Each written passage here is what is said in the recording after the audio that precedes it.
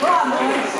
Obrigada pela presença de todos vocês que tiraram um tempo para esse momento muito especial, porque a palavra da noite é Amir Klink. E ele se encontra aqui na frente já. Sejam todos bem-vindos. E eu quero agradecer também o convite, tá? Por poder estar aqui nesse momento também especial, fazendo essa apresentação ao grande ícone que é Amir Klink. Muito obrigada a todos vocês. Bom, vamos falar antes sobre o SEC. O SEC foi fundado em 1992. Na época, não sei se você sabe, se chamava Reino Encantado. Agora, fazer valer o nosso slogan, quem está aqui está feliz, é o nosso compromisso diário desde então. É ou não é verdade, gente? Uma escola atualizada, sempre buscando novidades para o melhor desenvolvimento global de nossos alunos. Ensino personalizado e humanizado. Ambiente acolhedor. Gente, cheguei aqui e fiquei maravilhada. Amei, tá? Eu não conhecia, mas eu fiquei assim, e acolhedor mesmo. Desde o maternal ao ensino médio, construindo uma história de sucesso. Eu sei que falando em sucesso, vocês querem ouvir o Amir Klink. Então aguarde, calma, que ele já vai falar. Mas antes eu convido aqui o professor Matheus Barradas para apresentar esse resultado, né, gente?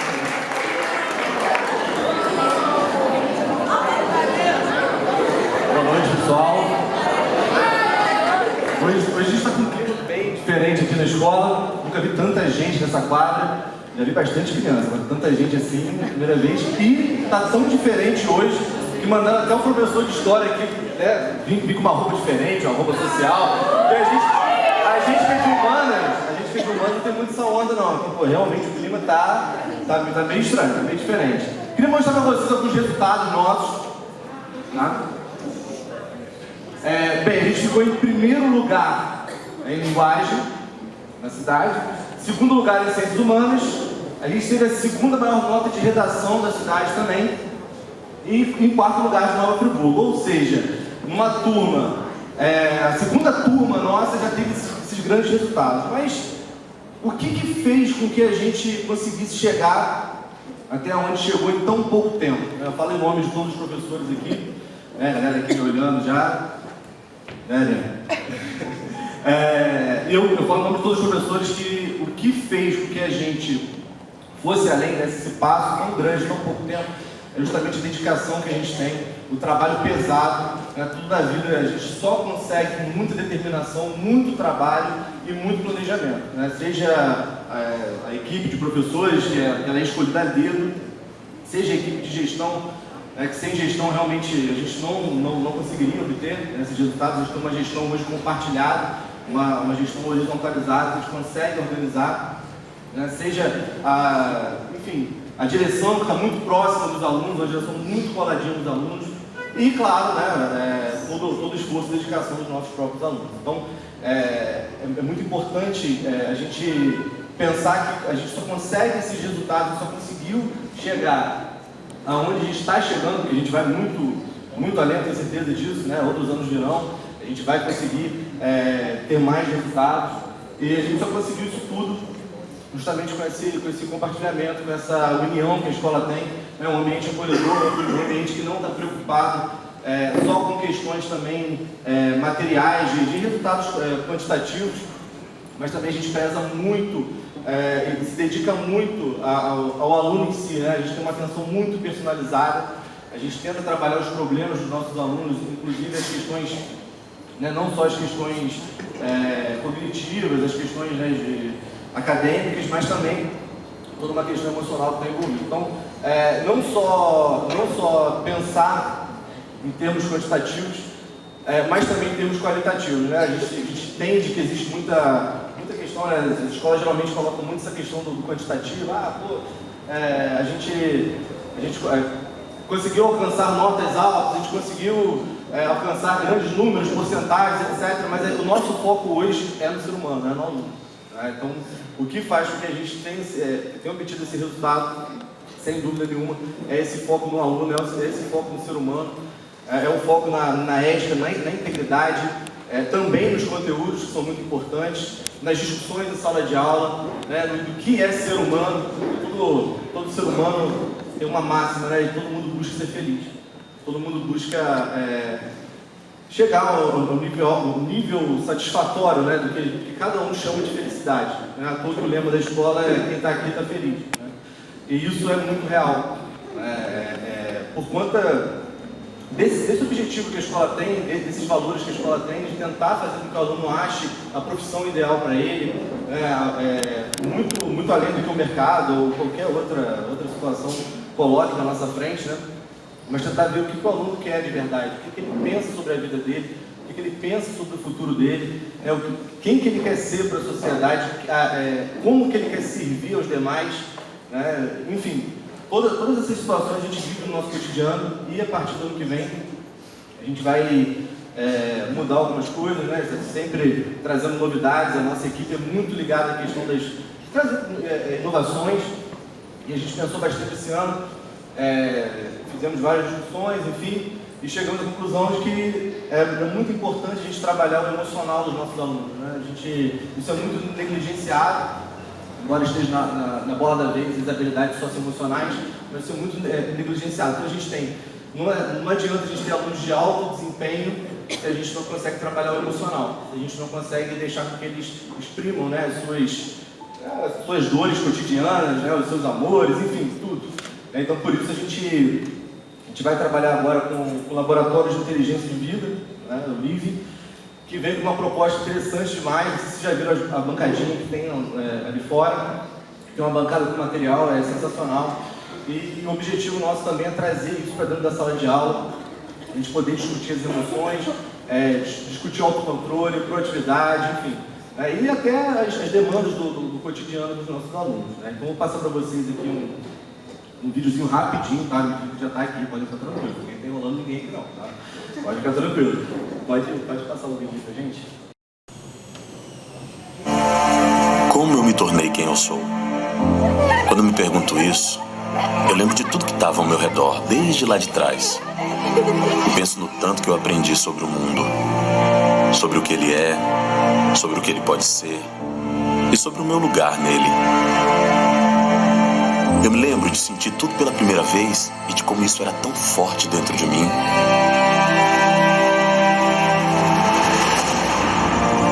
Do medo e do coração acelerado de ser deixado na escola. E da surpresa em descobrir que eu não estaria sozinho. De entender o significado de felicidade no meio de um banho de chuva. Ou da tristeza de ninguém ter ido ao meu aniversário. E da raiva de perceber que as coisas nem sempre seriam como eu quisesse que fossem. E muitas vezes elas seriam o oposto disso. E assim, fui fazendo de mim, eu. Porque não existe sentimento bom ou ruim. Existem sentimentos. E todos eles têm uma razão de ser. Mas por que é tão difícil entender isso? Por que eu tinha que engolir o choro? Porque diziam que os meus medos não eram medos de verdade. Porque muitas vezes em que eu estava triste, a primeira coisa que um adulto me falava era: que besteira, deixa disso. Por que eu tive que me perder tanto até me encontrar? Sabe o que eu queria? Eu queria ter tido um espaço onde eu pudesse falar seguro sobre o que eu sentia. Um espaço com menos julgamento e onde as minhas fragilidades fossem legítimas. Sabe o que eu queria mesmo? Que alguém tivesse me dito que não tinha problema nenhum em sentir tudo. Tudo aquilo que eu senti. Porque eu aprendi que nem sempre vai estar tudo bem. E posso falar, tudo bem também. Afinal, eu só sou porque eu sinto.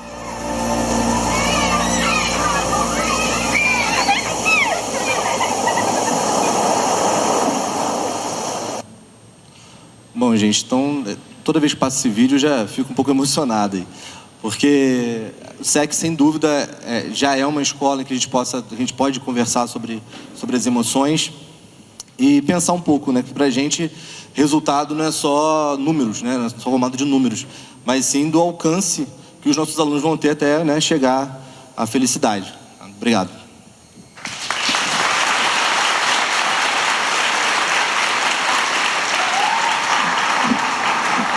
Muito bem. Gente, que vídeo lindo também. Fiquei emocionada, hein, professor? Convido agora os professores Rafael Basalo e Gilsandra Faria para a apresentação do nosso grande palestrante, Amir Klink. Boa noite a todos, senhores pais, responsáveis, funcionários, alunos e amigos da Escola SEC. É com muita alegria que nós os recebemos nesta noite tão especial. Para começar, eu gostaria de compartilhar com vocês um pouquinho da incrível experiência que eu tive com os meus alunos a partir do projeto Leitura e Companhia. Nós tivemos o privilégio, o prazer de conhecer um relato muito emocionante, fascinante, cujo protagonista é o palestrante da noite, Amir Klink. Assim como Santos Dumont, ele criou e voou no seu 14 bis, Pelé fez mais de 1000 gols, muitos deles de placa. Tom Jobim, ele criou a Garota de Ipanema, Bossa Nova. Amir Klink, esse navegador, escritor brasileiro incrível, ele construiu um barco a remo chamado iate e ele atravessou sozinho durante 100 dias o Atlântico Sul. Nesse livro, 100 Dias Entre Céu e Mar, Amir nos encantou com a sua forma tão peculiar de escrever um relato, de relatar a sua viagem fantástica. E ele demonstrou muita sabedoria e seu dom pela escrita literária. Nas palavras simples, nos gestos singelos, no olhar sonhador, nós conhecemos o homem que desbravou o mundo pelo mar, um homem livre e que ele transformou em nós, em mim e nos meus alunos, com certeza, após a leitura desse livro, palavras em imensidão, barco em porto e a vida numa eterna descoberta. Como ele próprio diz, a vida é muito curta para repetirmos caminhos.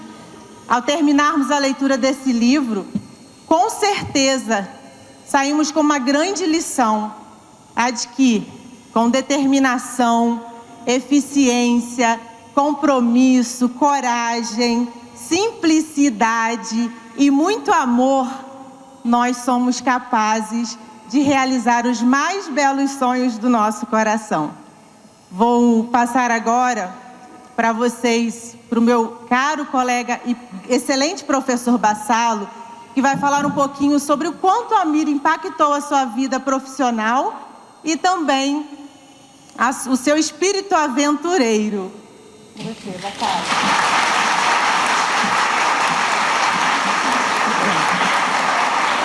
Bom, boa noite, gente, tudo bem? Eu sou o professor Basalo, eu dou aula de Química e Física há 26 anos, né, aqui no SEC, trabalho há uns 4 anos mais ou menos, em mais 6 outras escolas de Friburgo, né, e algumas no Rio de Janeiro. Quando alguém me cumprimenta na rua, eu penso 3 coisas: foi meu aluno, é meu aluno ou será meu aluno? Então já são vários anos dando muitas aulas, ensinando as ciências desumanas, né? Ao contrário do Matheus, que é de humanas, né, eu dou aula das ciências diabólicas, física e química, né, que provoca arrepio nos meus alunos. Bom, gente, em 1984, quando o Amir fez a travessia do Atlântico, eu tinha 12 anos de idade, eu morava em Fortaleza, na praia do Iguape. E às vezes eu matava aula de manhã bem cedo. Vou ter que confessar isso, não tem jeito. Né, eu matava aula e 4h30 da manhã eu ia para a praia para assistir os jangadeiros, os pescadores, empurrarem as suas jangadas para o mar usando roletes de madeira. E eu ficava encantado com aquilo porque eles faziam tanto com tão pouco. E a bravura daqueles homens é uma coisa que mexe comigo até hoje. E são pessoas que vivem do mar e vivem para o mar. Então eu sempre fiquei fascinado pelos jangadeiros, né, a minha vida toda. E de repente, logo depois que o Amir termina a viagem dele, sai uma reportagem, eu acho, na TV Cultura, né, mostrando o Amir chegando no Cais do Porto, em Salvador, Bahia. E eu lembro que eu virei pro meu pai e falei, nossa pai, esse jangadeiro é valente. E meu pai, filho, ele não é bem um jangadeiro, mas é valente. E daquele momento em diante, o Amir me impactou muito a minha vida. Algumas pessoas têm Ayrton Senna como ídolo, Pelé, ou um cantor, né? O Amir é meu ídolo há muito tempo, desde meus 12 anos de idade. E ele me acompanha, e as histórias dele me acompanham desde então. Não um ídolo no sentido de idolatria, né? Mas no sentido de referência. É um homem de referência para muita coisa que eu faço, porque o Amir, essencialmente, é um homem de ação. Ele não só fala, ele não só planeja, ele faz, e faz bem feito. E é uma coisa que falta muito ao nosso país hoje. A gente se acostumou, ao longo dos anos, a fazer de qualquer jeito, a fazer mal feito, e a usar o jeitinho brasileiro como referência para tudo. E isso é um problema sério. Então não interessa se você vai lavar louça, ou vai varrer o chão, ou vai dar uma aula de física. Faça bem feito. E o Amir faz barcos bem feitos, como ele próprio diz, por uma razão muito simples. Barco afunda, né? E a gente morre. Então uma vida sem propósito não é uma vida que vale a pena ser vivida. Então muito do que o Amir coloca nos livros dele e nas aventuras, entre aspas, eu não gosto de chamar um de aventura, porque a aventura tem uma conotação de qualquer jeito, e não é, né? É um homem que planeja o que faz, né? E uma das coincidências da vida, eu acabei de conversar rapidinho com ele agora, o estaleiro em que ele construiu o iate no Rio de Janeiro, e começou a construção, era do meu tio. Então tem uma relação muito interessante entre Fortaleza, a jangada e o Amir. E como dizia o escritor árabe Khalil Gibran, no orvalho das pequenas coisas, o coração encontra a sua manhã e sente-se refrescado. O Amir, ele é diferente porque ele encontrou as pequenas coisas, a preciosidade dos pequenos momentos e, sobretudo, em estar sozinho, mas não sozinho, com uma multidão de gaivotas ou de dourados a persegui-lo pelo Oceano Atlântico. O Amir, mais do que tudo, é um senhor do seu tempo, que é um privilégio você controlar o seu tempo. E o que eu falo muito para meus alunos, muito mais do que aprender física ou equações, é que eles sejam senhores do próprio tempo, que eles determinem para si um propósito na vida e sigam, sem se desviar durante um único segundo e sem fazer concessão. O Amir só é o que é por não ter feito nenhuma concessão em todos os seus projetos. Muito obrigado.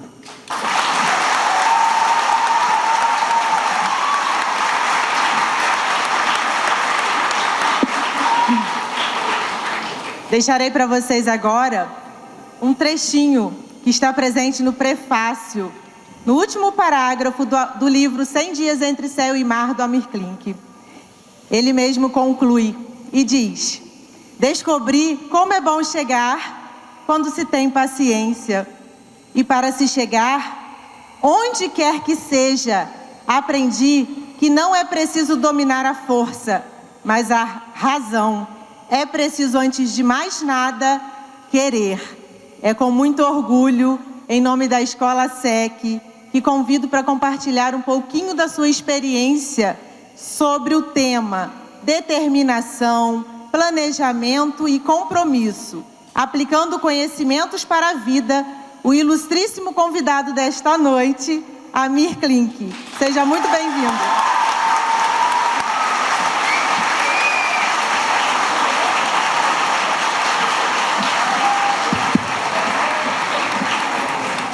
Boa noite. Muito obrigado pelo convite e pela presença. Para mim é uma honra falar para uma instituição como essa. Eu acho que não existe instituição mais sagrada do que a escola. E a escola, nos dias de hoje, vive um desafio muito grande. A gente está entrando numa era da tecnologia, onde a gente cada vez menos percebe as qualidades humanas das pessoas. Eu acompanhei esse projeto do LIVE desde o começo. Fiquei muito interessado, porque é uma proposta muito ousada, inovadora, e é uma proposta que provoca uma revolução silenciosa.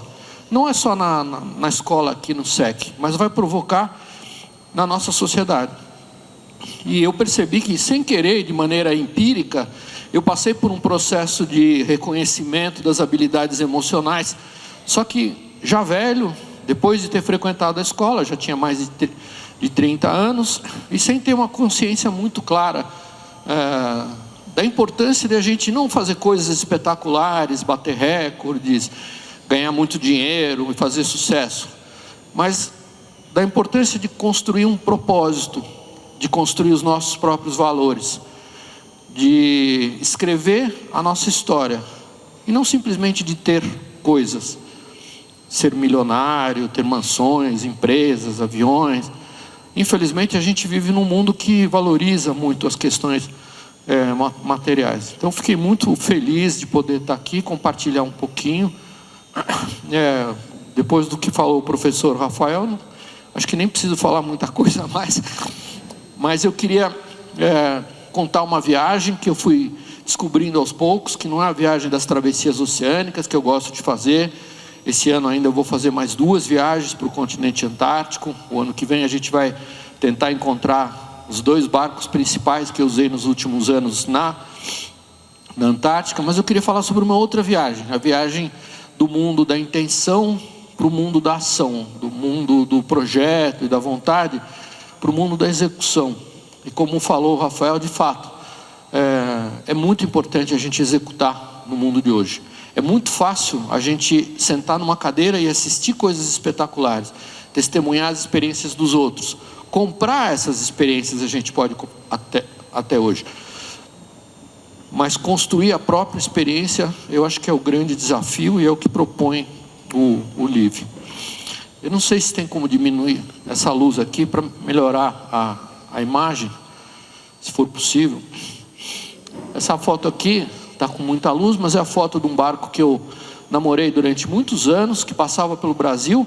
É um barco de 100 e poucos anos, mas ele foi reformado e ele viajava para a Antártica todos os anos. E eu juntava as fotos desse barco apenas, só as fotos.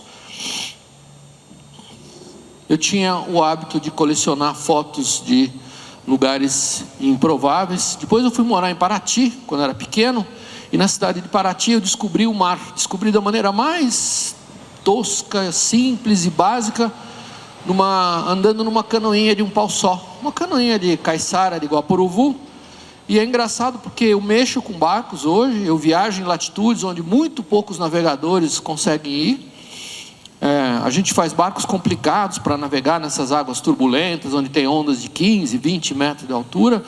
E eu, até hoje, tenho muito, mas muito medo do mar. É engraçado, eu nunca perdi o medo do mar. Eu aprendi a conviver com ele. E eu tinha tanto medo que eu gostava de navegar na rua de Paraty. E essa foto é engraçada porque é o mar. Em Paraty o mar entra na rua de propósito. Ideia genial dos portugueses para resolver o problema do esgoto no Brasil colônia. Eles construíram a cidade abaixo do nível da maré alta. E assim eu aprendi a navegar na rua. Muito legal ir na padaria do Seu Zuzu comprar pão de canoa. Eu ia com uma canoinha dessas, vagabundinha, até a padaria. Não é em qualquer lugar que a gente vai na padaria de canoa. E assim eu descobri uma atividade que depois virou um esporte, que marcaria tudo o que eu faria nos anos seguintes, o remo. Me apaixonei pelo remo. Eu tinha um problema, aliás eu tenho um problema como brasileiro, eu não gosto de futebol. Eu nunca gostei de futebol. Futebol não é um esporte brasileiro, nem esporte é. Futebol é um jogo que precisa de juiz para definir quem ganha, não é uma coisa muito boa. E não é brasileiro. Futebol não é brasileiro. E é um esporte estranho, né? É um jogo estranho, que termina depois de 1h30, 0-0.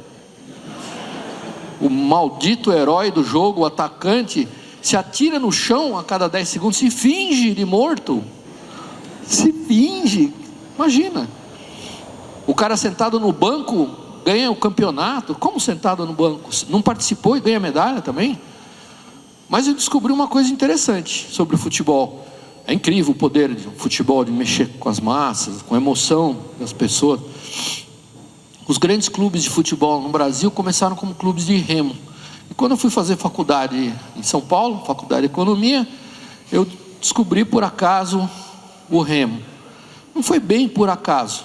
Quando fui fazer economia em São Paulo, na cidade universitária, tinha uma tradição muito ruim, que graças a Deus acabou. Tinha a tradição do trote. Quando a gente entrava numa faculdade importante, tinha essa besteira do trote, e era uma tradição violenta. Eles batiam nos alunos, pintavam a gente. Eu nunca gostei de violência, eu nunca assim, a minha família sofreu muita violência antes de vir para o Brasil. Meu pai era libanês, minha mãe era sueca. Eu nunca gostei de violência. Eu nunca bati num ser humano na minha vida. Pouca gente pode falar isso. Nunca bati numa pessoa na minha vida, nem num bicho. Não gosto da ideia. Mas também eu nunca deixei alguém me bater. Nem que eu tivesse que matar o desgraçado. Não vai bater. E assim eu tive uma ideia muito interessante para ir para a faculdade. Aqui onde eu fiz a minha casinha em Paraty, uma casinha bem polêmica, porque não tem luz elétrica até hoje, e não tem como chegar de carro lá. Os meus sócios hoje são bem jovens, são da área de TI, e eles odeiam a minha casa. Eles odeiam, porque essa molecada de TI adora tecnologia e carrão. Não sei porque eles gostam de carrão. Eu detesto carrão, não ligo para carrão. Quero que o carrão exploda, desgraçado. Tuf. Eu gosto de barcão, mas de carrão não. E eles ficam loucos, porque eles chegam aqui e não tem aonde carregar o celular. Não tem luz elétrica. Não tem carregador para o celular. E não tem estrada, não chega a estrada. Eu não deixo passar a estrada e não deixo chegar a luz elétrica. Então eles odeiam a minha casa. Mas as minhas filhas amam essa casinha. Eu gosto por uma razão muito particular. Fui eu que fiz a casinha. Essa casinha eu fiz com as minhas mãos. E como eu não sabia fazer, a casa ficou incrivelmente empenada, fora de esquadro e vagabunda.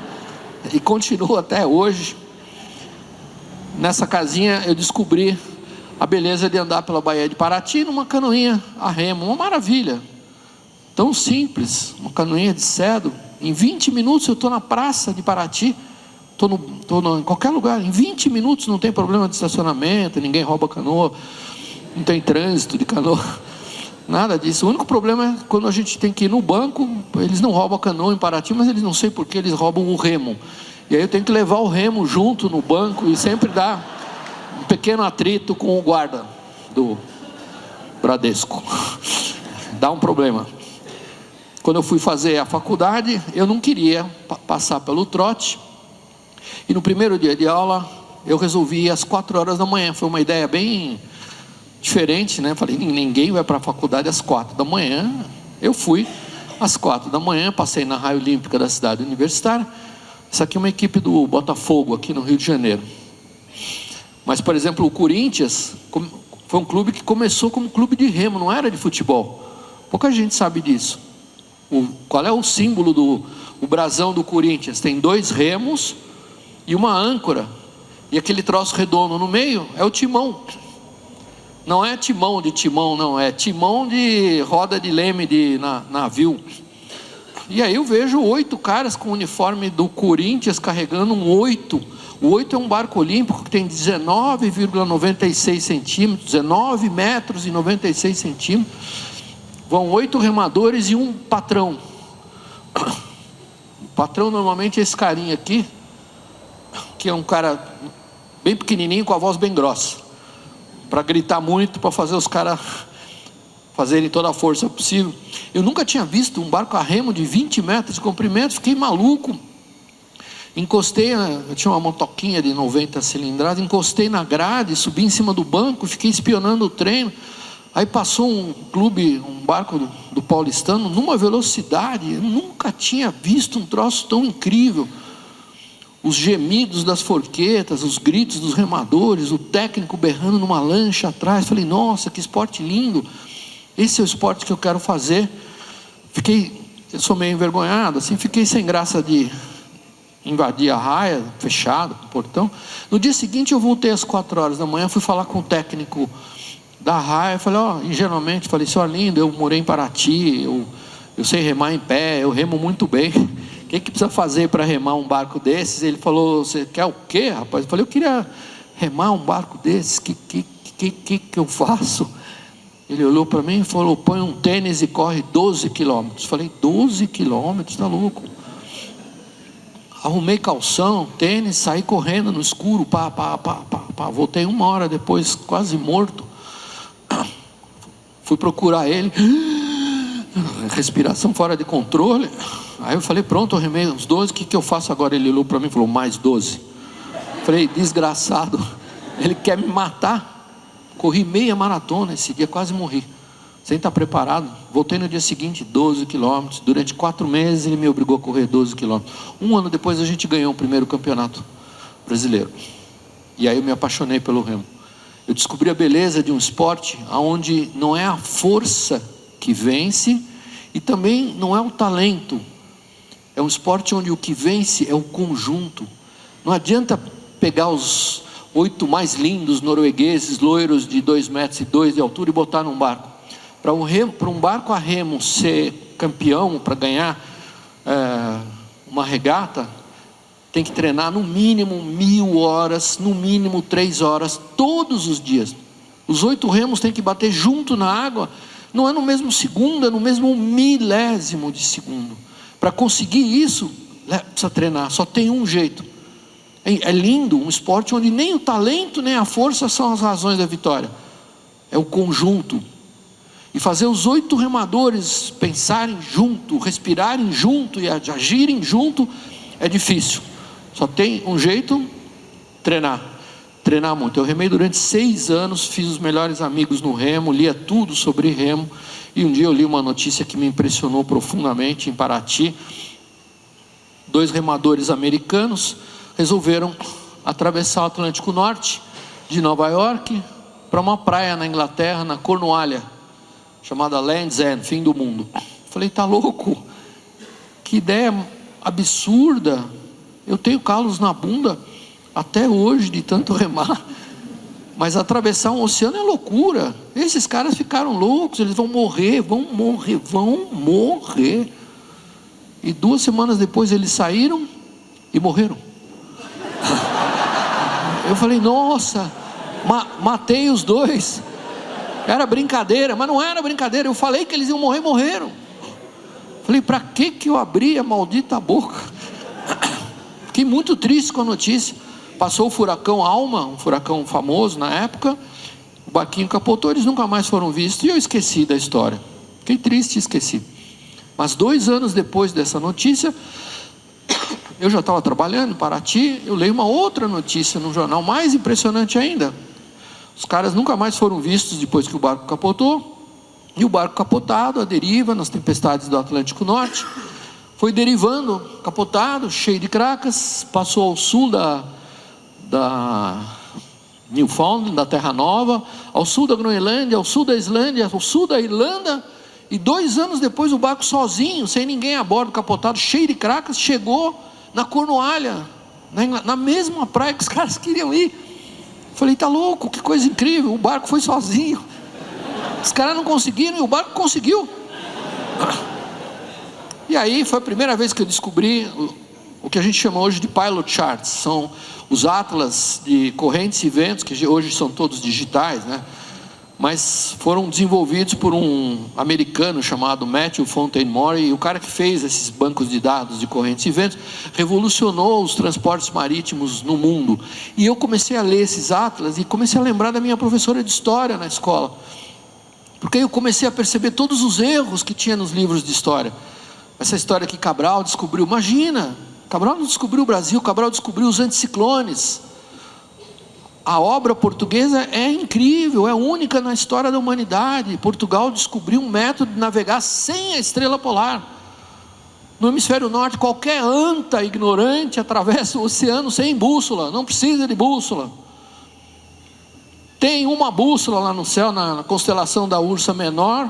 A última estrelinha na ponta da colher é a polar, a única estrela que nunca sai daquela posição a noite inteira. Todas as outras estão girando. A única que não sai é a polar. A direção da polar é o norte verdadeiro. E a altura dela é a latitude. Portugal descobriu isso. Portugal compreendeu que os oceanos são sistemas circulares.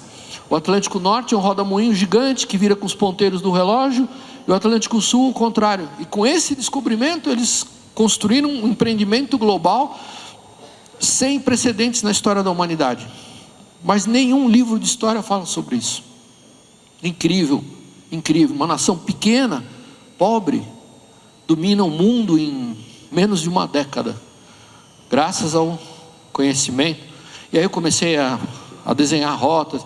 E aí eu reparei uma coisa engraçada. Por que ninguém tinha conseguido atravessar o Atlântico Sul remando. Teve 22 travessias no Atlântico Norte. 12 caras morreram, mas 10 conseguiram.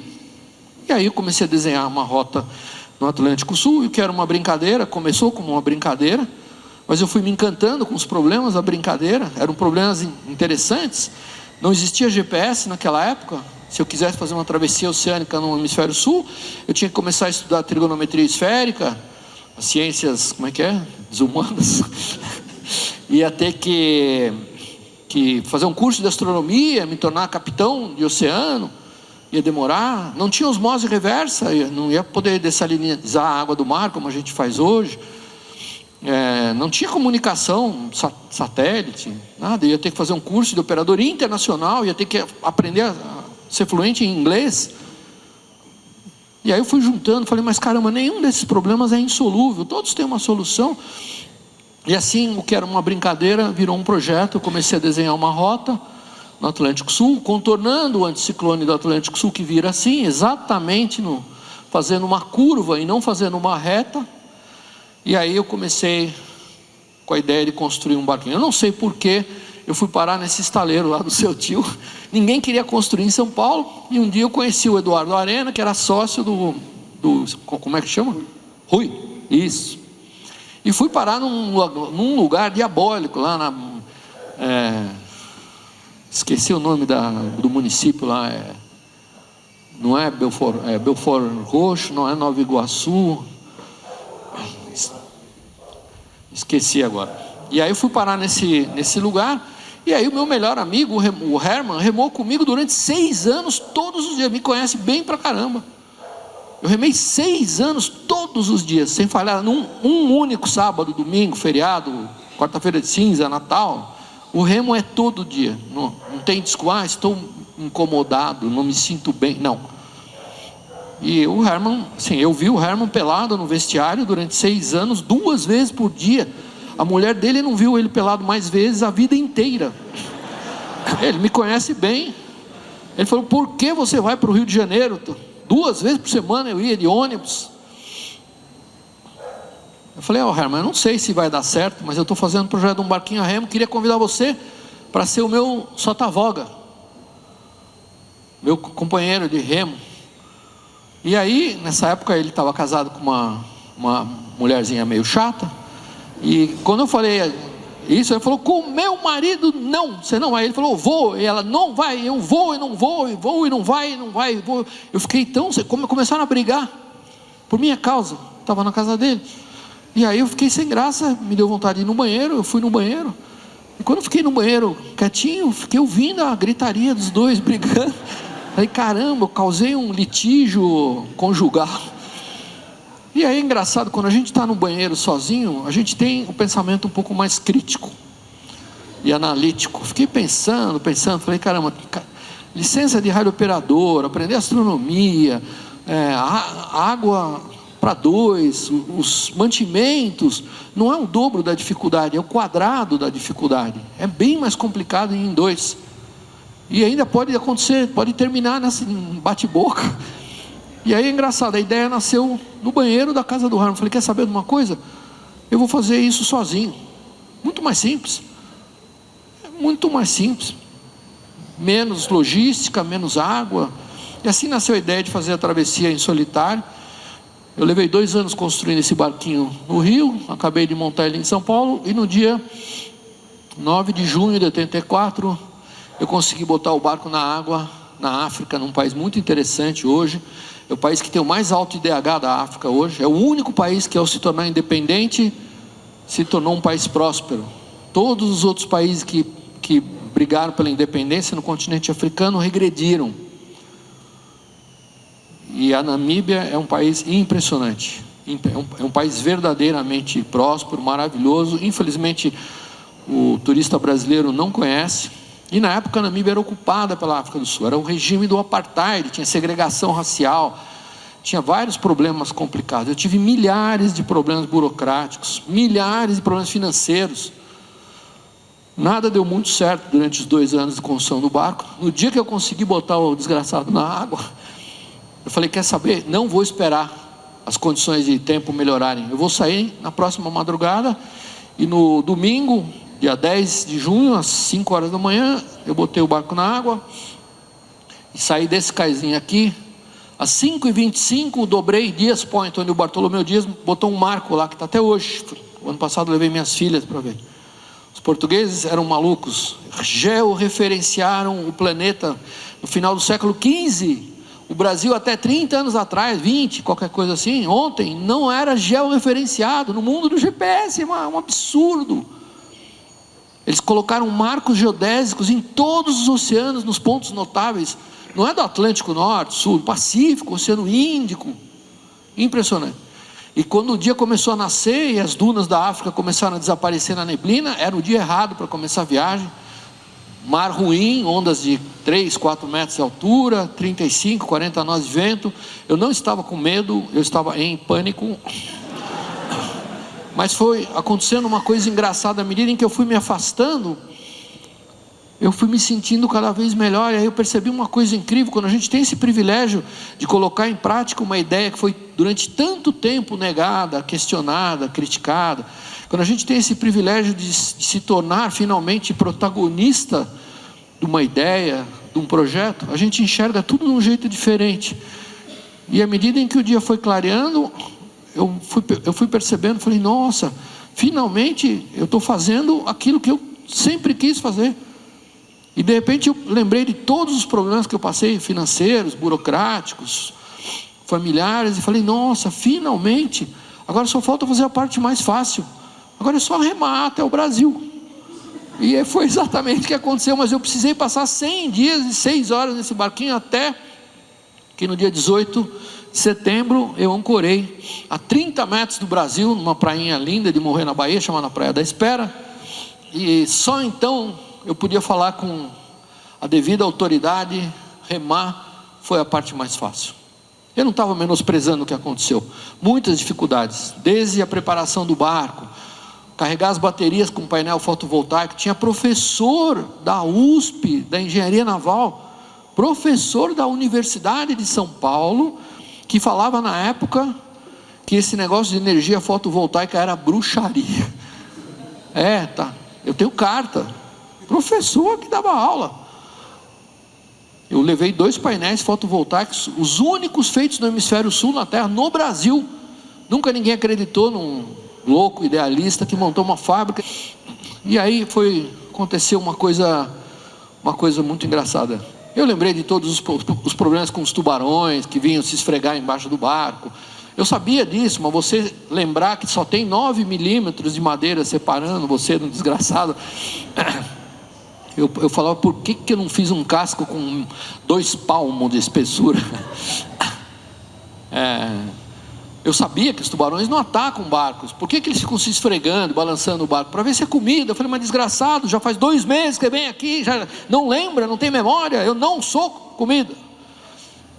Incomodava. O problema dos navios que eram cegos, a dificuldade de não ter GPS. Naquela época o cálculo de navegação por astronomia dava um erro de 40, 50 quilômetros. E quando não tem sol ou não tem estrela, você fica semanas sem saber, sem ter a mínima ideia de onde você se encontra. Hoje em dia cada um de vocês tem um GPS Sirf 4 no bolso aqui. Cada um aqui deve ter 400 GPS nessa sala aqui, é muita coisa. Mas aí aconteceu uma coisa engraçada. Foi um dia esquisito, esse dia da chegada. Eu estava realizando meu sonho, mas foi um dia esquisito, porque é claro que eu estava feliz, mas eu estava feliz por uma razão completamente distinta do que eu imaginaria anos antes.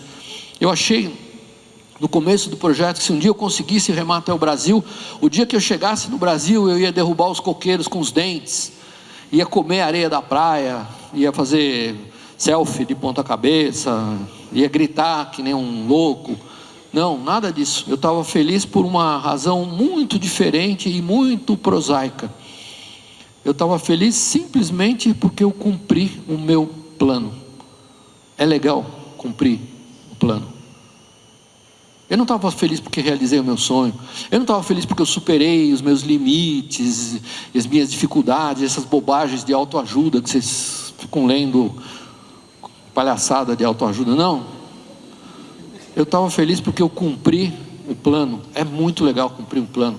Eu estudei economia, administração de empresas, nunca fizemos um plano de negócio. Estudei 4 anos de economia, fiz uma pós de 2 anos, não aprendemos a fazer um plano e executar. Não, era tudo teoria. Tive os melhores professores do Brasil de economia, mas eram todos estrelas políticas que queriam ir para a política. Fernando Henrique Cardoso, Afonso Celso Pastore, João Sayad, todos, Eduardo Suplicy. Não aprendi nada de útil na faculdade de economia. A coisa mais importante da vida acadêmica foi exatamente uma coisa que ninguém falava ainda. Foi a habilidade de lidar com as emoções. Era difícil.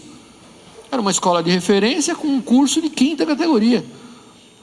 Mas a convivência com os alunos, as diferenças, tinha alunos muito ricos, alunos muito pobres, tinha alunos de todas as cores.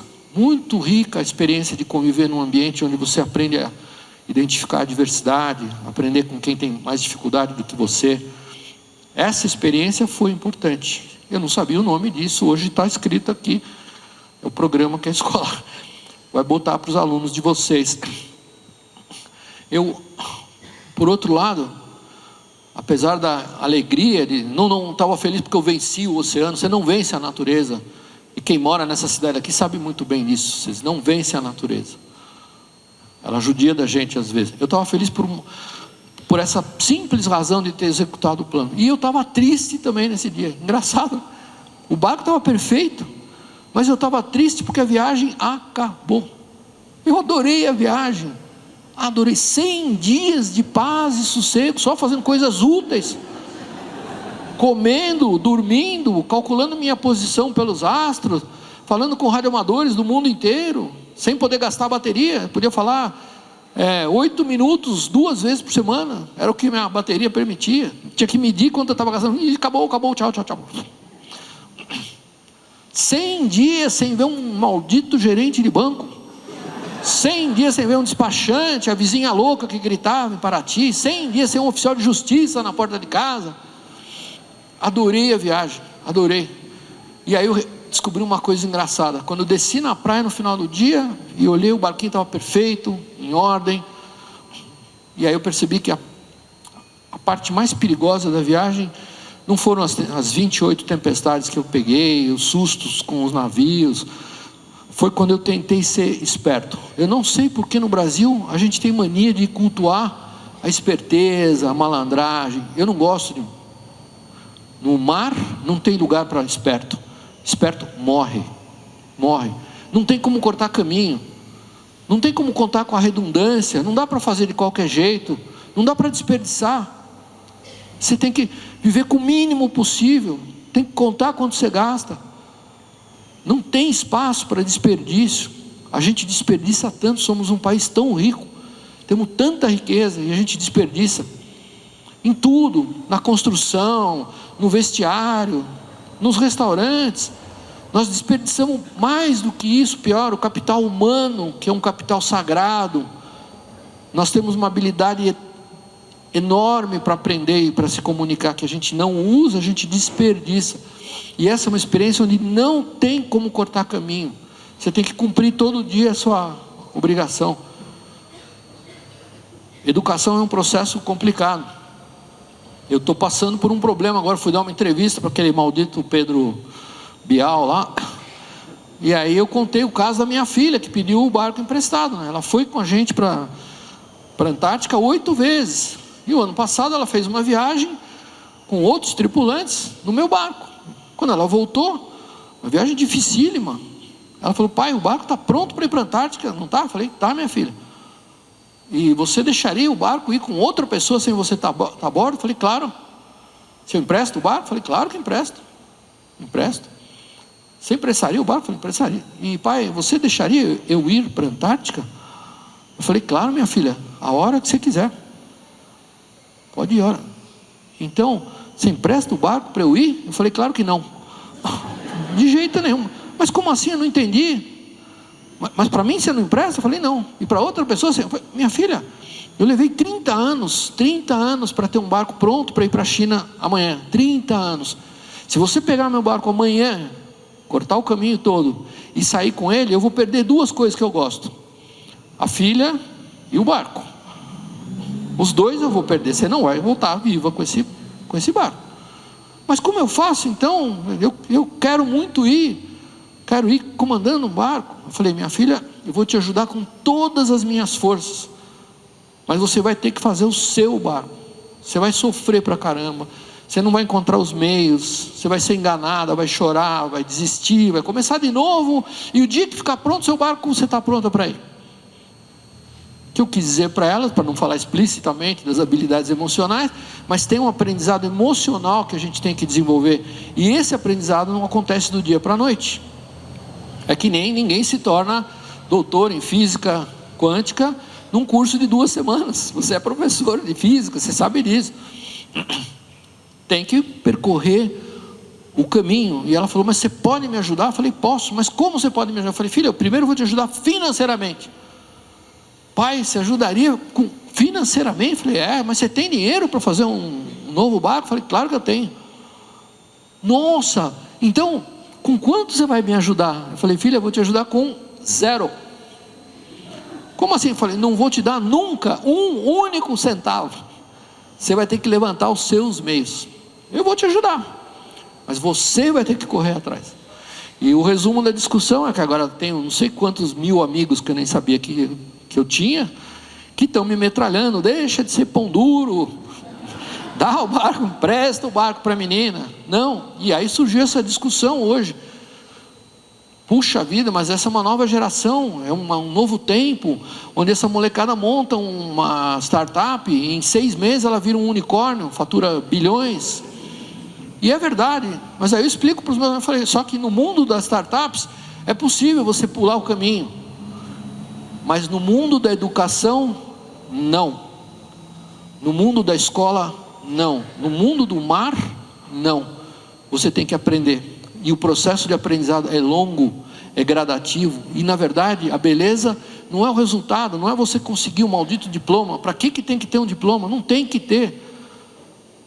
A beleza é o caminho, é aquilo que a gente aprende ao longo do caminho, é formar o caráter do jovem, os valores, é perceber como ele acaba construindo um propósito para a vida dele, mais do que ele ser dono de avião, helicóptero e lancha, essas porcarias que não prestam para nada, muito mais.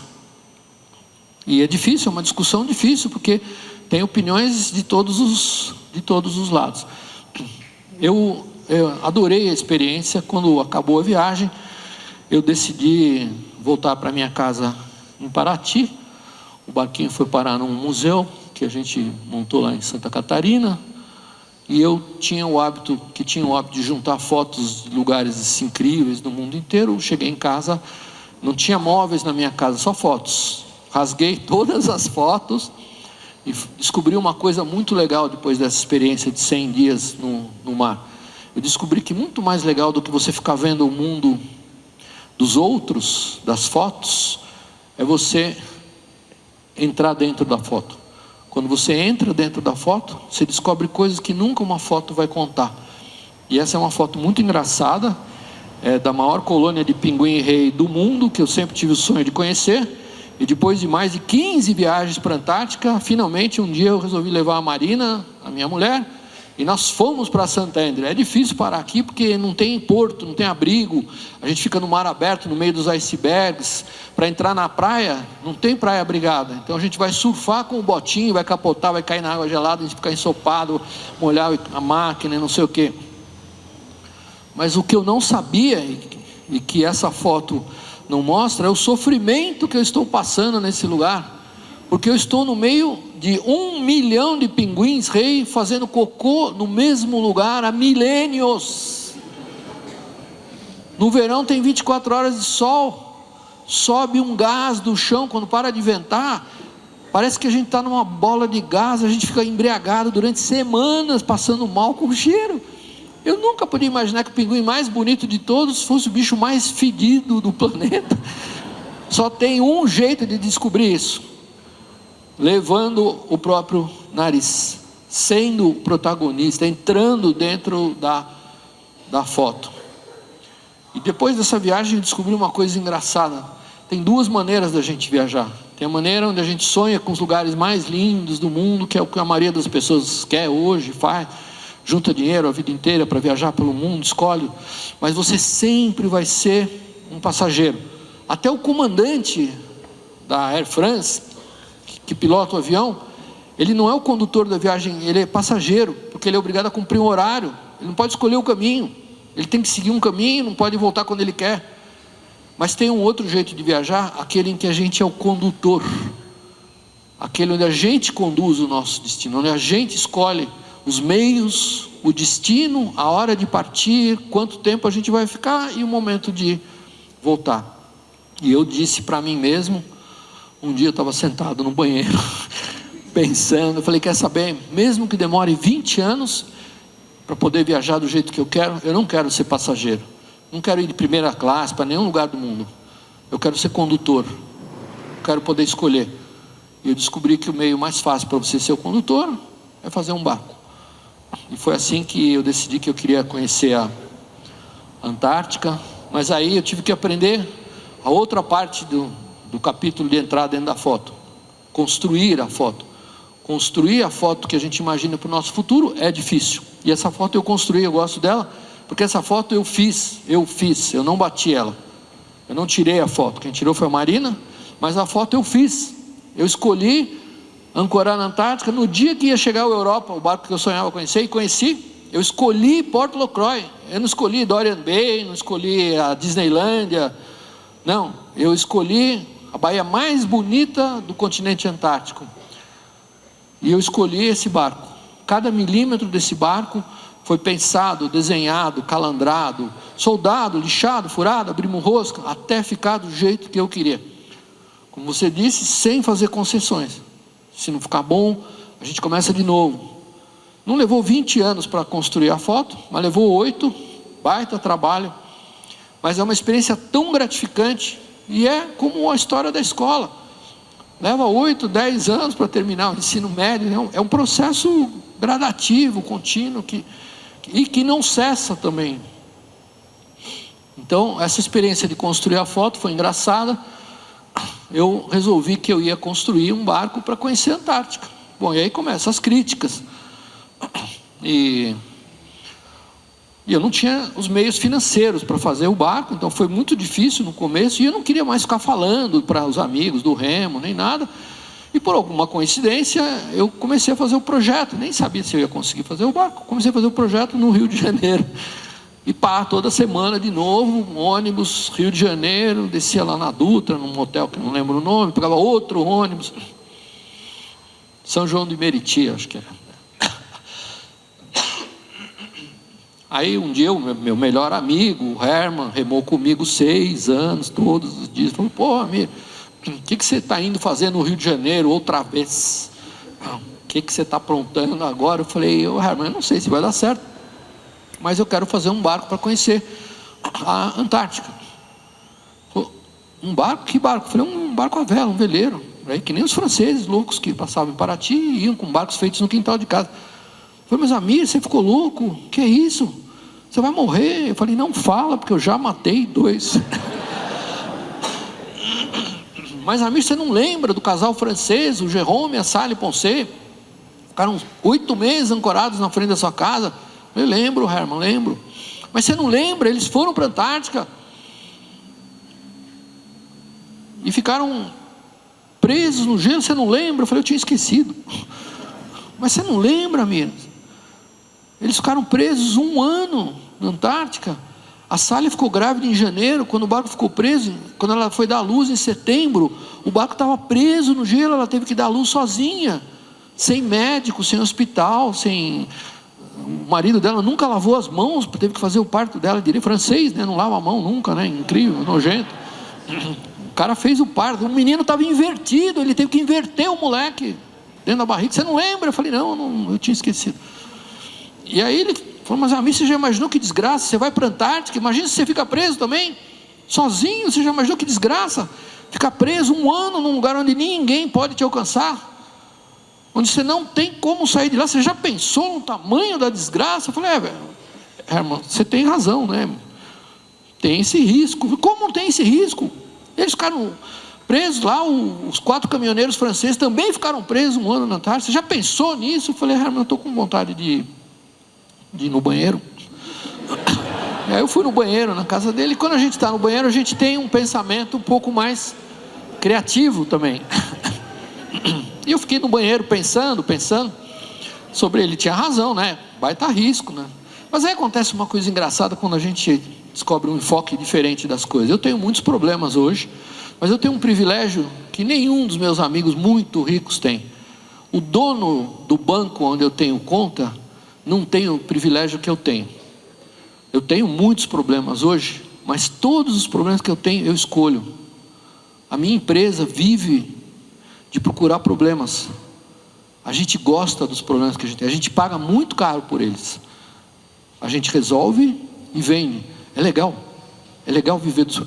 Todo o dinheiro que eu ganho hoje, eu ganho resolvendo problemas. Pouca gente pode falar isso. Mas na época, eu não tinha esse privilégio. Eu tinha muitos problemas. Eu tinha uma dívida fiscal na prefeitura de Paraty. Eu tinha problema no banco. Eu não conseguia pagar o maldito banco. Tinha vizinha louca que não parava de gritar. Tinha oficial de justiça toda semana na porta da minha casa. Era dura a vida em Paraty. Nada dava certo em Paraty. E aí eu fiquei pensando em todos os problemas que eu tinha no banheiro.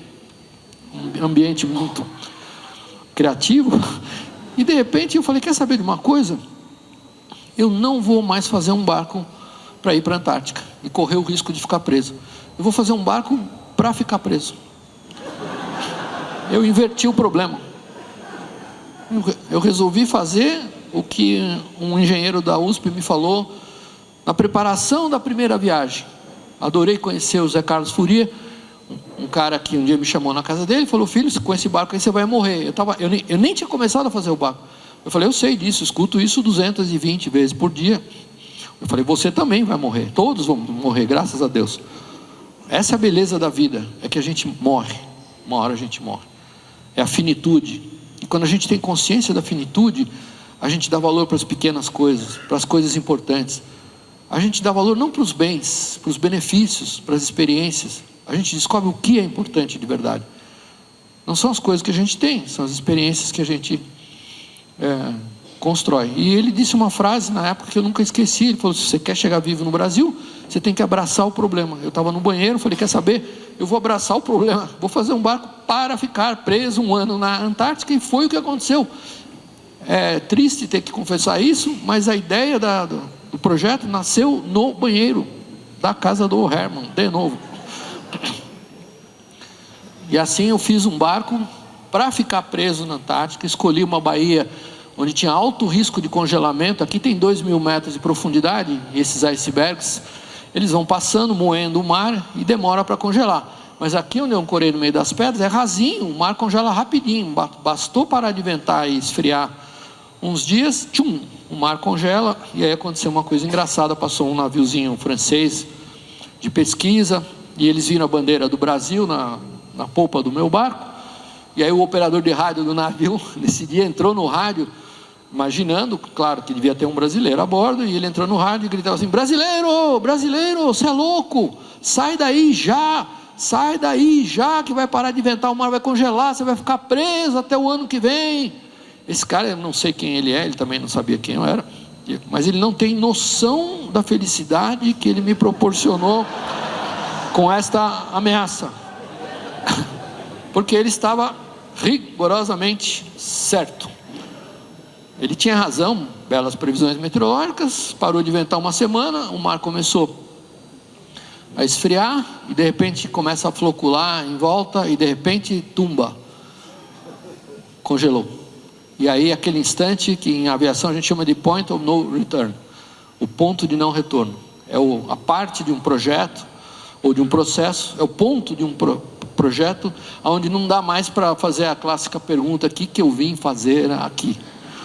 Você vai ter que continuar a fazer o que você estava fazendo, só isso. Dá um frio na barriga, porque logo em seguida do congelamento o sol vai embora. Essa é a última foto do sol que eu fiz, e de repente, durante 4 meses e meio, não tem mais o sol, esse astro aqui é a lua. E aí aconteceu uma coisa muito engraçada. Durante 5 anos eu ouvi sobre o que eu ia fazer para matar o tempo. Eu adorei a experiência. Eu acabei ficando 14 meses no continente antártico. O barco ficou preso 9 meses.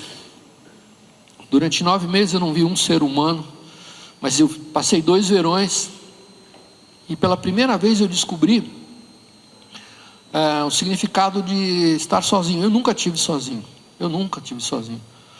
Eu atravessei o Atlântico remando num barco, não tinha mais ninguém, mas pelo menos tinha um esforço de pelo menos 200 pessoas no meu barco.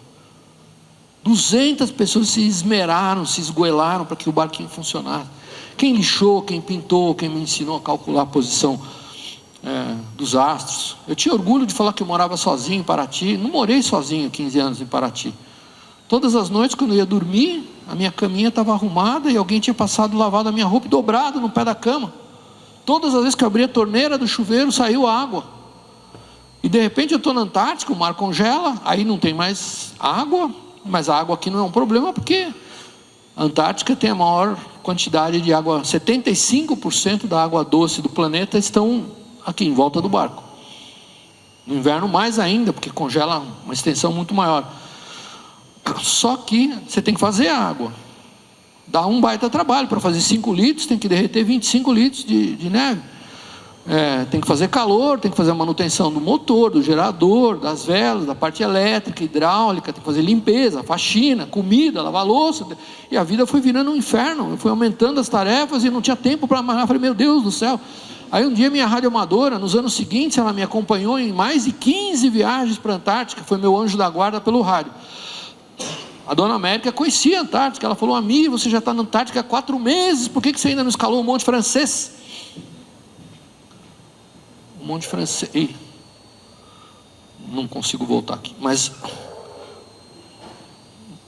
o Monte Francês, mais uma.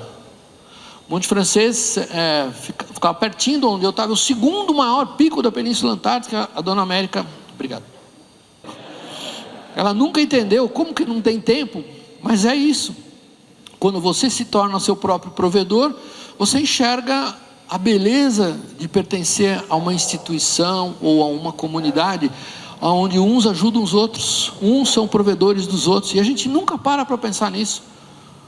Com o Lívio, eu espero que os alunos de vocês vão começar a pensar nisso, de enxergar a beleza de fazer parte de um grupo, de uma comunidade onde os benefícios que a gente ofere não são a soma do nosso esforço, são um produto. Assim como cada um de vocês tem um exército de provedores ajudando, vocês são provedores de outras pessoas, e a gente nunca para pensar nisso, porque a gente nunca pensa no todo, no barco, no conjunto. A gente pensa no meu carro, na minha maldita casa. A gente tem essa cultura ruim no Brasil da casa própria. Eu estudei economia, eu gosto de matemática. Eu lamento informar isso aqui, mas ninguém aqui é dono da própria casa. Ninguém nesta sala é dono da própria casa. A gente recompra a nossa casa a cada 35, 40 anos. É só fazer a conta.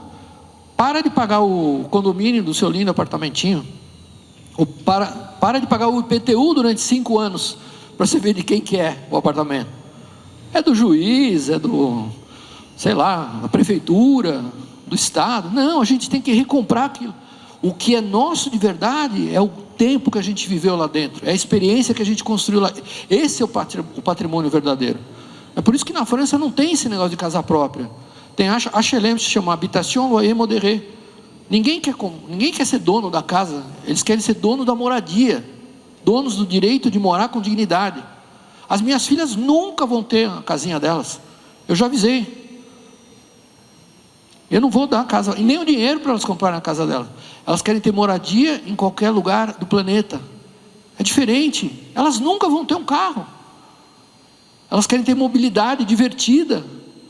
Elas querem um carro de uma cor diferente a cada dia. Eu não quero, no futuro não, no presente próximo, eu não quero mais nem ter a roupa do corpo. Eu quero um aplicativo, calça preta, camisa azul, tchau. Limpinho, passado, fim do dia, some roupa. Não vou dar pelado, não vou dar esse desprazer para vocês. Mas a gente vive num mundo onde finalmente é possível a gente lutar pelos benefícios. As minhas filhas hoje viajam o mundo inteiro, visitando escolas. Elas escreveram um livrinho delas, depois de 6 viagens para a Antártica.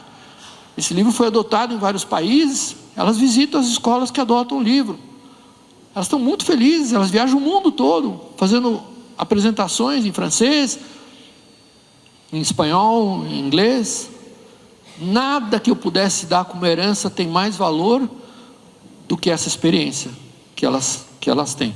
E é engraçado quando você está sozinho num lugar como esse, começa a mudar a sua escala de valores. E principalmente quando você percebe que em alguns segundos, tudo que levou uma vida para a gente fazer pode desaparecer. Aconteceu aqui em Friburgo. Aconteceu há, 9 anos atrás, 8 anos atrás. Eu tenho certeza que muita gente repensou e todos conseguiram reconstruir o que perderam.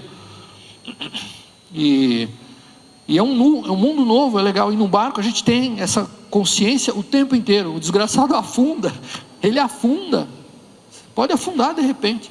E aí aconteceu uma coisa engraçada, porque eu, na volta para o Brasil, eu percebi que eu não ia ter uma outra chance como essa. Adorei, fiquei 14 meses na Antártica, passou como se fosse um fim de semana comprido. Em fevereiro do ano seguinte, quando o gelo foi embora, o sol voltou, eu estava voltando para o Brasil, e aí eu desisti de voltar para o Brasil. Eu resolvi guinar para a direita, fiz uma escala na África do Sul. Agora tinham grandes evoluções, acabou o apartheid, o separatismo racial. A Namíbia se torna independente e se torna um país que investe maciçamente na escola. Essa grande diferença entre todas as nações que se tornaram negras, que se tornaram independentes, a Namíbia é um país que apostou pesado na educação. A educação é um troço difícil. O exemplo da Colômbia está aí para todo mundo ver. Leva 17 a 18 anos de investimento para a educação gerar frutos. E nesses primeiros 10 anos do investimento, quando tudo que o dinheiro pode comprar de bom em educação, o ensino piora. E essa constatação se descobriu na Colômbia, que teve no fundo do poço. O Brasil não teve no fundo do poço. Na Coreia do Sul, que virou uma das nações mais prósperas do mundo. Educação é um processo complicado, é duro. E um ciclo de 17, 18 anos não entra na cabeça de um maldito político, porque ele só pensa nos 4 anos seguintes. Então é uma experiência muito diferente. Aí eu resolvi ir para o Ártico, passei 4 meses no Ártico, foi uma experiência maravilhosa.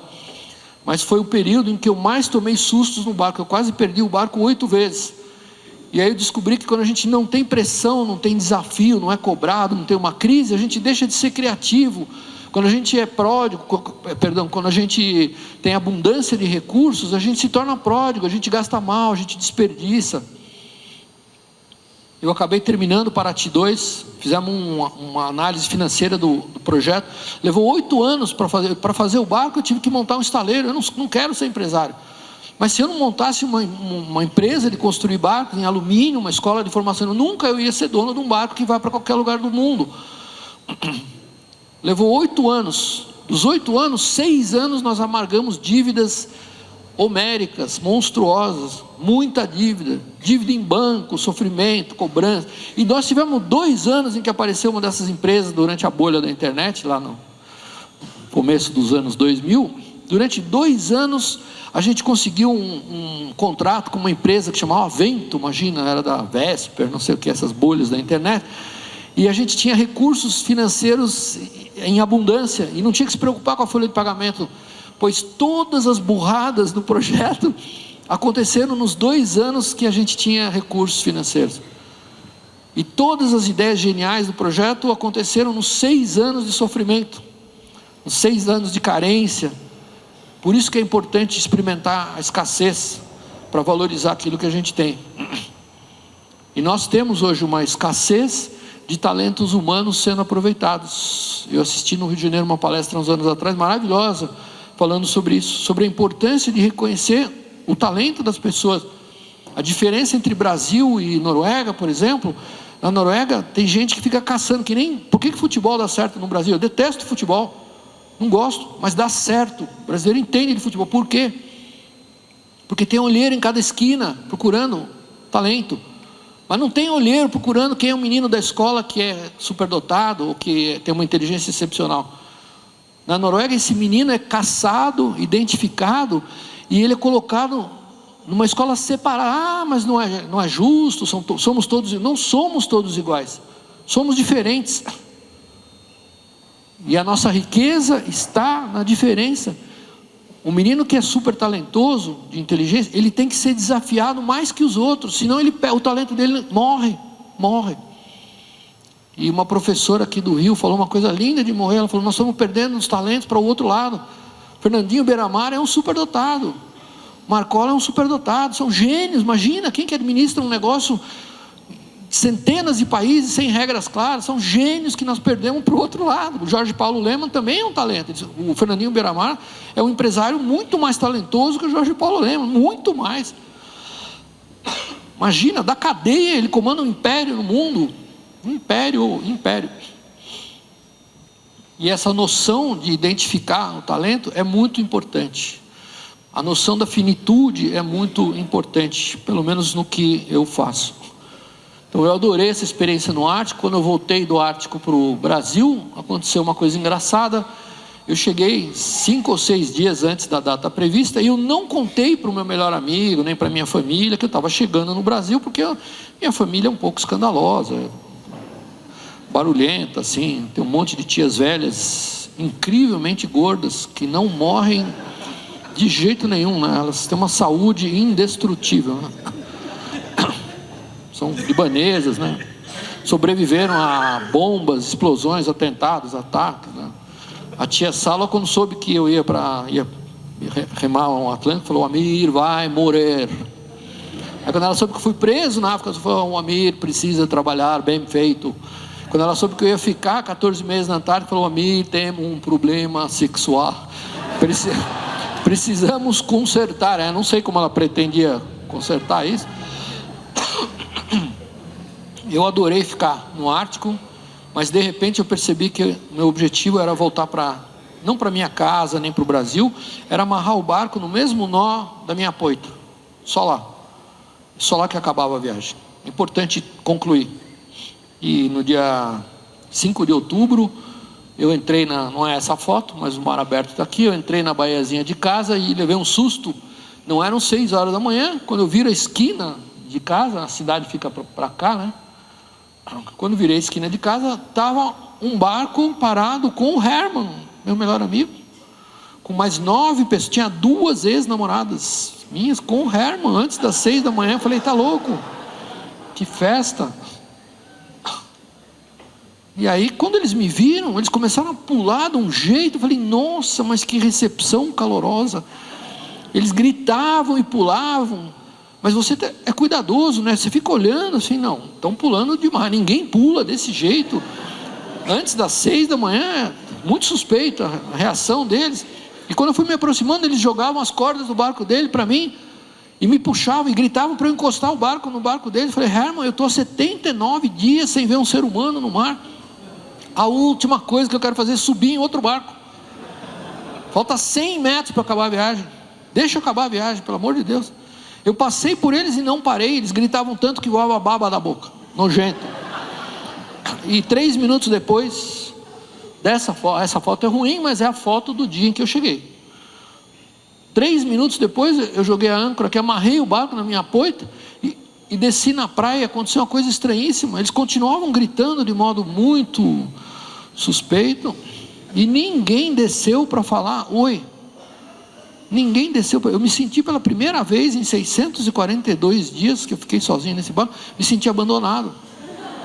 Eu falei: mas ninguém vai descer e falar: e aí, tudo bem? Como é que foi Não é todo dia que você faz uma viagem de 65 mil quilômetros, né? Mais do que uma volta ao mundo.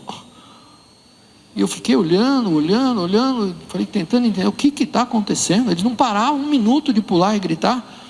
E de repente eu vi que o mastro deles balançava só para um lado. Balançava e ficava. Impossível, não tem onda ali, não tem nada. E aí eu compreendi o que tinha acontecido. Eles conseguiram encalhar o barco na única pedra que está no meio da baía, está na Cartanal. Estavam encalhados pedindo socorro, sem saber que eu ia chegar e pegar eles no flagra. Eu peguei eles em flagrante delito. estavam pedindo para eu rebocar eles fora da pedra. Eu falei, eu não vou socorrer. Vão ficar em cima da pedra para prender. Daqui a 6 horas a maré sobe e eles vão sair da pedra. E quando eu entrei em casa aconteceu uma coisa estranha, na memória volta no tempo. Quando eu entrei na minha casa eu lembrei que eu tinha pedido para o meu amigo que ficou cuidando da casa, eu ia ficar 2 anos fora, o Bill, um cara muito legal, levemente folgado, mas muito legal. E ele ia ficar cuidando da casa. Na noite em que eu saí do Brasil, eu pedi para o Bill consertar, estava chovendo, eu pedi para ele consertar essa janela aqui. E ele falou que não podia consertar porque aquela noite não tinha lua e ele ia pescar goiamum, que dá muito goiamum quando não é noite de lua. Goiamum é um tipo de um caranguejo maior que o caranguejo de mangue normal.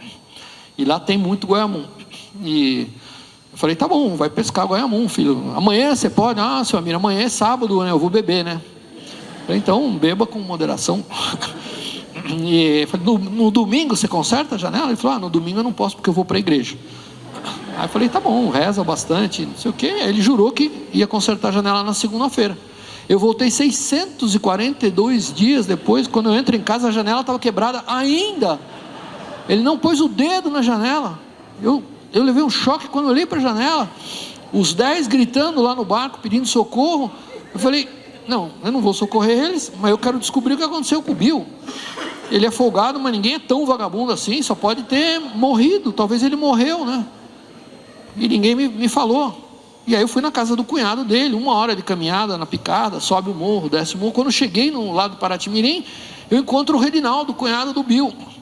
Ele levou um susto quando me viu, estava mais magro um pouquinho. Eu não aguentei, eu olhei para o Redinaldo e falei, Redinaldo, o Bill morreu?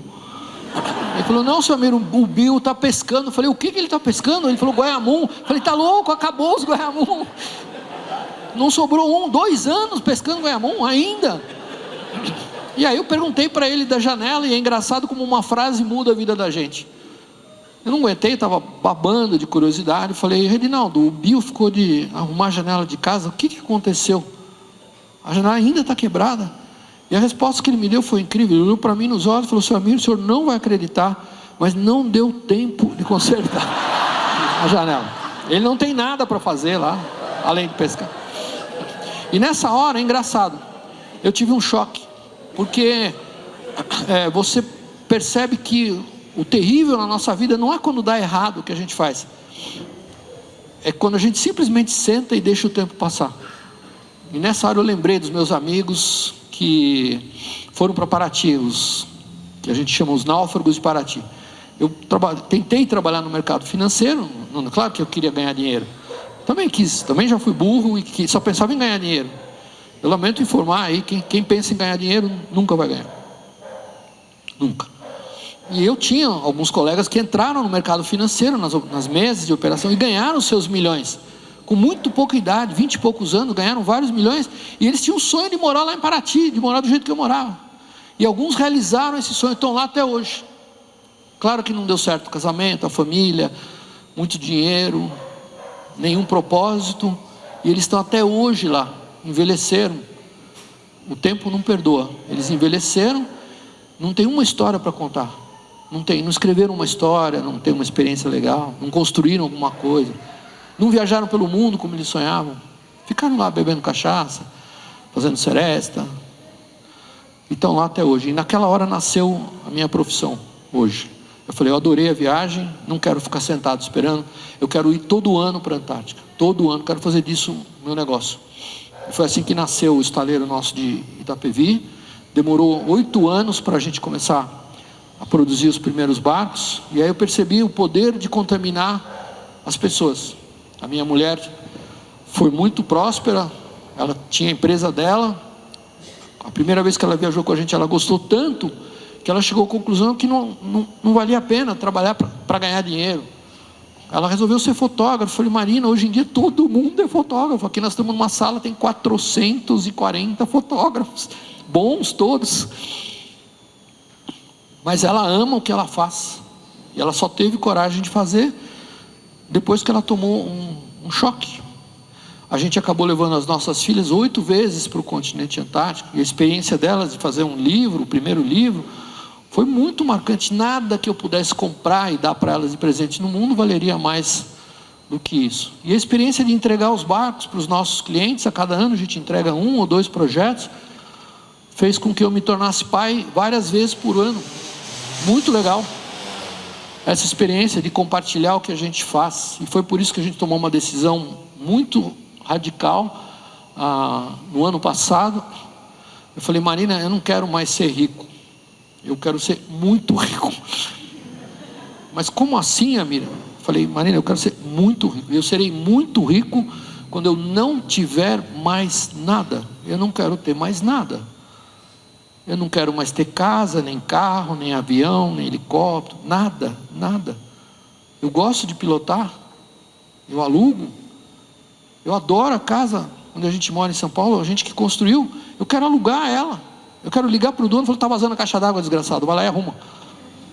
Eu não quero mais ser dono dos bens, eu quero ser dono da experiência, eu quero ser dono do tempo, eu quero ser dono dos negócios que eu inventei. Eu gosto deles, mas eu não preciso ter os ativos hoje em dia. Nenhuma empresa de aviação é dona dos aviões, são todos leasing, alugados. Eu quero ter mais tempo para ter mais experiência. E aí eu falei uma coisa engraçada. Eu falei: Marina, as meninas já entenderam que elas não vão herdar o que a gente tem em nenhum dia, porque nós vamos torrar tudo, vamos torrar mesmo. Falei: nós vamos dar de herança para elas a nossa experiência. E aí a Marina falou uma coisa sábia. Engraçado como uma mulher percebe com muito mais contundência e sensibilidade do que a gente. Ela falou: não, Amir, nós não vamos deixar como herança nem a nossa experiência para elas. Nós vamos ensiná-las a construir a própria experiência. Então espero que os filhos de vocês construam grandes experiências. Obrigado.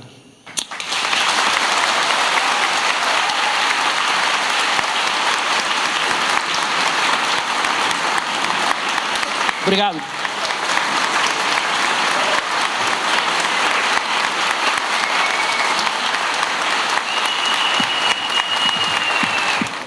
Muito bom, né, gente? Obrigada à presença de Amir Klink, contando todas as suas experiências e passando para a gente, né, uma experiência de vida aí. Ao final da palestra, gente, eu quero fazer o agradecimento. Agradecemos a LIVE, Laboratório Inteligência de Vida. Inclusive, o material está todo exposto para quem quiser conhecer, tá? Também agradecemos pela vinda do parceiro, ícone do Brasil, por compartilhar essa experiência de vida incrível aqui conosco. E foram feitos que o colocam no patamar dos nossos grandes ídolos, assim como Ayrton Senna, Pelé, construindo um grande legado para as gerações futuras. Muito obrigada também a todos vocês pela presença.